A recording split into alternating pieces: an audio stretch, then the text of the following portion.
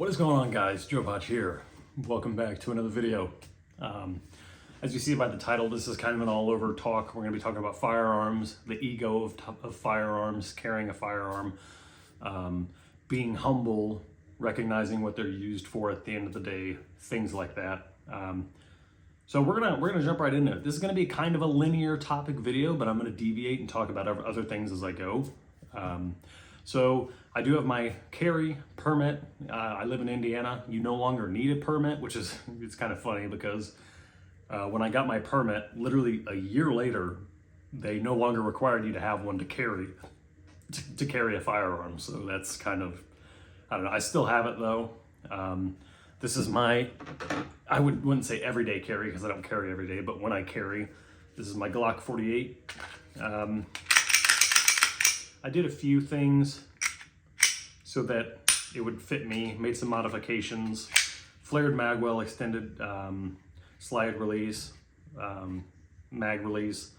This was all black at first. I Cerakoted it to be silver. That doesn't impact the performance of the firearm, but and then I do have a threaded barrel for it in my closet, as well as a spare mag that holds more. So that's my everyday carry. It's not too Gucci'd up, not too fancy. And then I do have my Springfield Armory mil spec 1911 45 ACP, which I really love. I love mil spec. It's a very old school design to this. So that's my it's my 1911. And honestly, those are the only two guns I own right now. I used to own more. Gave one to a friend and then sold the other because it was dog water. Anyway, let's talk about, this is an all-over talk. So I first got my Glock when I was 21. Literally as soon as I turned 21, I bought a Glock. But I really didn't buy it with the notion in my head for self-defense. It was mainly just the ego of wanting to have a handgun.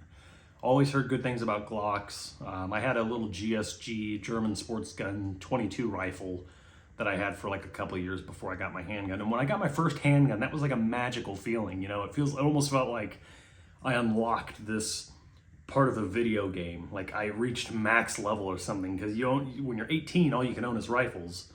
Correct me if I'm wrong, I think you can own handguns too, but you can't buy one. Someone has to give it to you when you're 18, but you can't buy them until you're 21. So when I bought my Glock, there was a lot of ego, because I was young. I was 21, I just hit 21, and I'm like, oh, this is cool, I got a Glock. I wasn't one of those that flashed it around or anything. God, certainly not, but it was cool. It was like, I finally have a handgun, and a good, reliable handgun at that. So I've had that for coming up on 5 years now, and put some rounds through it, and I've carried it on me, and it's been great. So let's talk about firearms and whatnot, and the kind of darker reality of them. I'm not anti-gun. I love firearms. I am a gun nut, but I also kind of separate fancying up a gun or having all these cool fancy guns versus having a firearm and knowing what it is made for. A firearm is made to kill someone, right? As cool as it is to have that Glock, to have that 1911, to have the other guns that I used to have, which is kind of that ego-ish side of me, to just collect those cool firearms. The one that I carry, I don't have, I used to.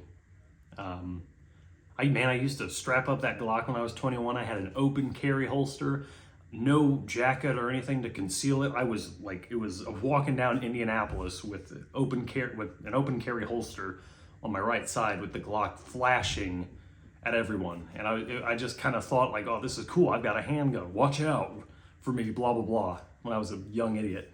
And then when one of the days I was in Indianapolis, a cop said, you should get a concealed carry because, you should get an inside the waistband. Like, you're just showing it off and you're asking for trouble, blah, blah, blah. And that was kind of the ego of it. Like I was carrying with it exposed for a lot of egotistical reasons. Like, I have a handgun. I'm so safe. If you're open carrying without it being covered by something, you're actually being not as safe as you think. You're safer than you would be without one, but it's not a good choice, in my opinion. It's a humble opinion, I guess. And then a couple years later, or even months after that cop spoke to me, I'm like, yeah, I started to get serious. I'm like, I really should have an inside the waistband holster because concealability, element of surprise, all that's really important. And that's what I wanted to talk about in today's video is the ego that some people have carrying firearms. We all think it's cool, right? Even I still do it today. We all think it's cool to holster up a firearm, appendix carry, or carrying it on your side. You throw your shirt over it, it's concealed. You put on your jacket and you're walking around, you're like, oh yeah, I got a firearm and I could eliminate any threat to my family. And that's factual, that's what it's used for. But it's never happened to me, and I'm very fortunate in that regard that I've never had to hurt anyone with a firearm. I have a lot of conversations with my friend Colin. He does firearm videos too on his channel. I've had lots of conversations about firearm and carrying, and there's always that ego. It's cool. It's cool to own firearms. It's cool to hold a World War II M1 Garand. It's cool to own a Smith & Wesson 357. But I'm trying, even as I get older, to separate collecting guns for fun versus when I have my carry, knowing what it's used for. I no longer, like I did when I was 21, holster up a firearm and kind of like have that hidden notion in the back of my head that it's cool, that this is cool. There's nothing cool about having the potential to end someone's life. It's unfortunate. It's the state of the world. There's nothing we can do about it. And before I get a bunch of comments, America is not the only place where people are allowed to carry firearms. We're kind of the most prominent because of, I'm sure, the media and the wars we've participated in. So we've kind of made ourselves stand out. But there's other places where you can carry firearms too. It's just America happens to be the spotlight of it. But yeah, I mean, the state of the world really does force a lot of people, and I recommend anyone that's sound of mind and of legal age to carry a firearm. Again, I try to separate the going to the range and having fun with fancied up Gucci firearms versus training with my Glock 48, trying to aim it away from me. So I try to, I try to keep those two identities separate. Anyway, yeah, I no longer holster up a firearm, and it's a dark thing if you think about it. I'm putting this device that is very capable of ending someone's life in seconds into my waistband to protect me, my friends, my family, other people. It is a dark thing. I mean, there's nothing. You shouldn't be we shouldn't be prideful about living on this planet, in this universe, having to carry something to kill someone else. It sticks and stonish, and it really is, because we've fought wars with sticks and stones, and now we're here with firearms. So even though it's fun to Gucci out a Glock, it's fun to customize these weapons and to make them yours and to make them unique, and you feel like John Wick and stuff. Again, I've never had it happen to me, so I can't speak from experience. Thank God. But you're carrying something to kill someone, potentially, to end someone's life. Sorry, some triggering words in there. And, it kind of in this world is a necessity nowadays. I mean, it just is. Unfortunately, especially in America, I feel so much safer with a firearm. me carrying a firearm, but you know, we all have that side. Every single one of us has that side to us where we kind of like want to be John Wick. We want to be a Navy SEAL or a Green Beret. We want to join the military and shoot all these cool fucking weapons and do all sorts of cool stuff. And we have that ego side of us where we're thinking, okay, if this guy comes into this Walmart that I'm shopping at and he's shooting up the place, I'm gonna tactically pull out my firearm. I'm gonna cant it and I'm gonna walk through the aisles. This is real life. Like, I hate to burst your bubble. I'm sure it is one of the most humbling experiences of anyone's life to get shot back at, right? We all have that head canon where we're thinking, I'm gonna John Wick this shit. One day I'll be walking down an alley and 5 guys with these rifles are gonna come up behind me and I'm gonna use my rights and I'm gonna draw my firearm and I'm gonna gun them all down. This is not how life works. We all have that ego. Even I today carrying, I still have those, like, not delusions, but like that superhero thoughts, like, yeah, I'm carrying this because, like, what if someone broke into the bank on that? I'm gonna like tactically shoot and I'm gonna dive into cover. Like, that's not how it works. You're never gonna know what it's gonna be like to have to unfortunately use your firearm to potentially take someone's life, and I guarantee you it's not gonna go how you think it will. That's kind of the ego with firearms. It's fucking awesome. In one regard, firearms are cool.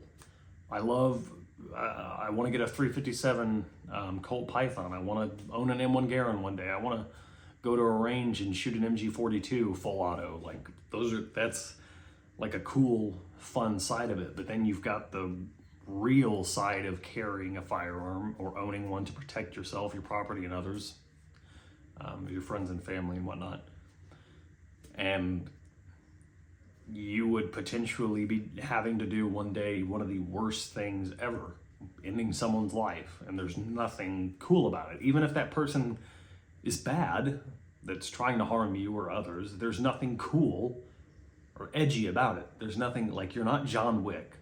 You're not a superhero having to defend your home or others in your own mind. Like, it's totally fine to think that people that save other people's lives, yeah, they are heroes. I'm just saying that, like, you're not a superhero in the sense that, like, that's not how it's gonna go, how you think it is in your mind. You're not gonna gun down 12 guys with you and your Glock. That's not going to happen. It will never happen.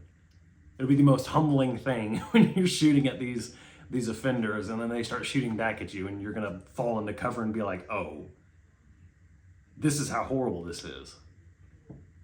But again, case in point, I am all on the other side. I love firearms. I'm totally for them. We're so deep in the rabbit hole here in America in terms of, like, trying to take away firearms. That wouldn't work, by the way. But that, like, we have to basically have them now. Like, there's no way to go around each home, retrieve all their firearms, check places that they may have hidden. This is what America, the part of one of the freedoms in America is owning a firearm. Do I wish it was any other way? Yeah, in some regards. Like, there are some thoughts of, like, you know, the horrible tragedies that have occurred in schools. You wouldn't be able to do as much damage going into, I don't want to get, like, this video banned,